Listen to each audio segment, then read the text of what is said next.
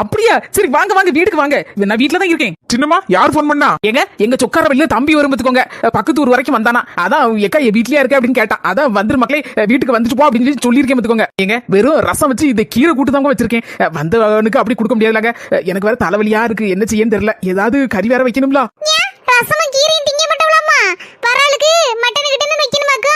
அண்ணிய பத்தியம்மா எப்படி எல்லாம் பேசுற?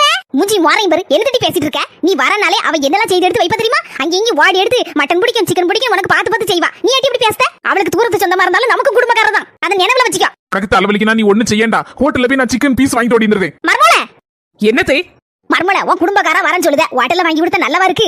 உனக்கு தலைவலிக்குனா கொஞ்ச நேரம் படுத்து ரெஸ்ட் எடு. அதுக்குள்ள என் மொமெண்ட் சொல்லி ஒரு கிலோ நாட்டுக்கோழியும் 1 கிலோ மட்டன் வாங்கிட்டு சொல்லி நான் எல்லாத்தையும் என் கை பக்கத்துல செஞ்சு விடுறேன். ஏதே ரொம்ப தேங்க்ஸ் டே. மர்மோளே, இதுக்கு எதுக்கு தாங்குஸ்? உன் குடும்பக்காரவா என் குடும்பக்காரா? நம்ம ரெண்டு பேரும் ஒரே குடும்பம் தானே. இப்படி ஒரு புரிஞ்சுக்கிட்ட மாமியார் கிடைச்சா யாருக்கு